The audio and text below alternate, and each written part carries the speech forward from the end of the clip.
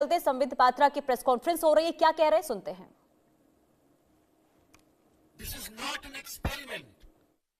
This is a deliberate attempt to malign the name of India by the leader of opposition Rahul Gandhi, because in his very home the design of this whole propaganda took place. यह जो AI summit है बंधुगण, पहले भारतवर्ष ऐसे summit में अपने representative तक नहीं भेजता था। पहले भारतवर्ष ने कभी इस प्रकार के समिट आयोजित नहीं किए थे। मगर आप चिंता करके देखिए, एक AI समिट होती है, पूरे विश्व में भारत का नाम होता है, 100+ कंट्रीज, 100 से अधिक देशों का पार्टिसिपेशन होता है। 20 देशों के कंट्री हेड, स्टेट हेड इसमें पार्टिसिपेट करते हैं। 60 मंत्री लगभग अन्य देशों के इसमें पार्टिसिपेट करते हैं। हजारों global CEOs, researchers, startups, policy makers इसमें ज्वाइन करते हैं।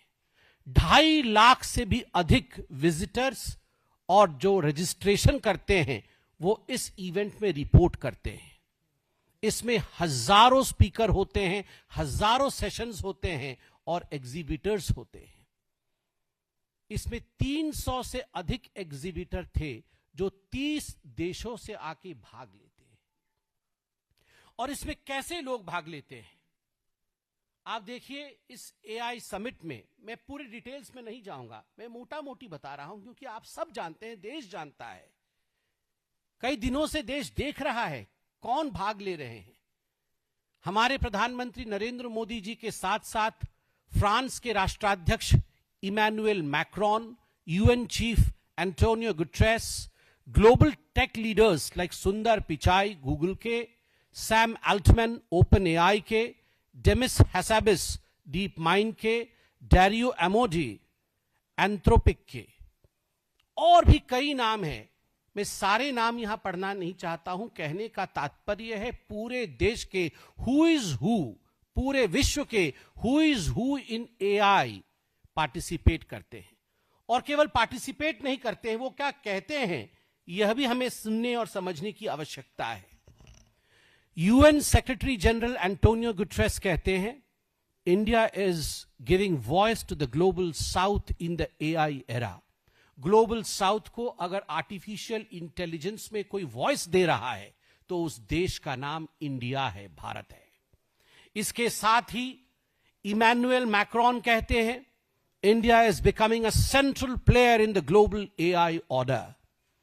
पूरे AI ऑर्डर, विश्व में जो ग्लोबल ऑर्डर है उसमें भारतवर्ष आज केंद्र में स्थापित कर चुका है अपने आप को, ये फ्रांस के राष्ट्राध्यक्ष कहते हैं।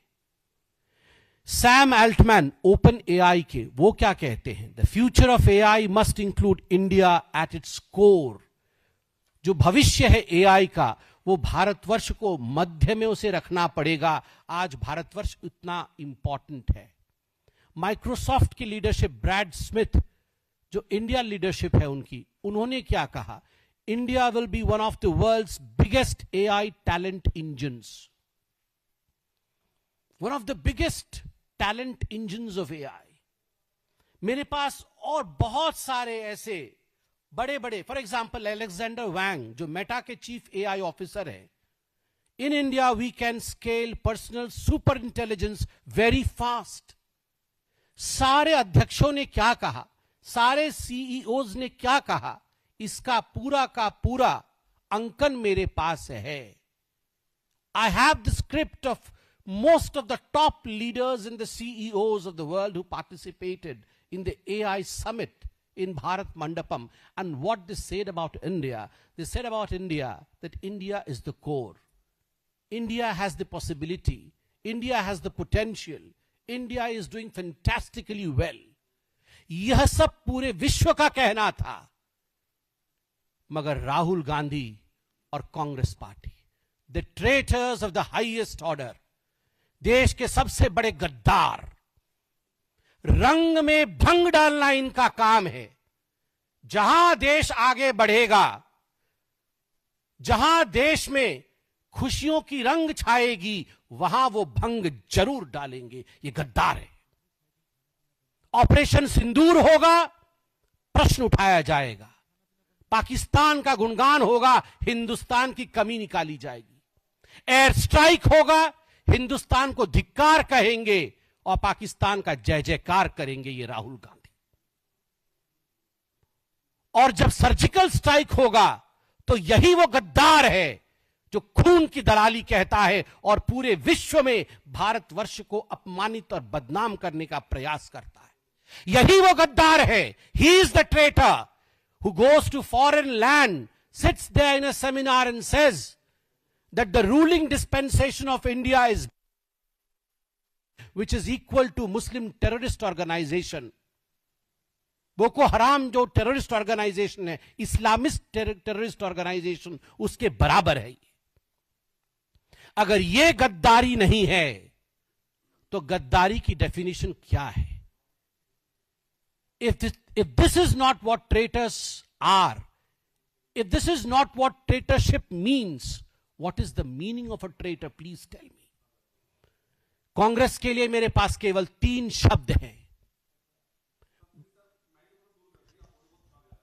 कांग्रेस के लिए मेरे पास केवल 3 शब्द हैं। Topless, brainless, shameless. Today they went topless, brainless. कहां पर पार्टी के लिए प्रदर्शन करना चाहिए और कहां देश की गतिविधि चल रही है प्रदर्शन नहीं करना चाहिए, इतना भी सोच नहीं है, इतनी भी मस्तिष्क में स्थान नहीं है, इतना विवेक नहीं है कांग्रेस के पास कि ये जो एआई की समिट चल रही है ये बीजेपी का समिट नहीं है, ये बीजेपी की राष्ट्रीय कार्यकारिणी नहीं है, ये एआई समिट है पूरे विश्व का। वहां we should not go topless, वहां प्रोटेस्ट नहीं होता है। Topless, brainless and shameless. बहुत भारी पड़ेगा। जेन जी कभी भी कांग्रेस पार्टी को माफ नहीं करेगी।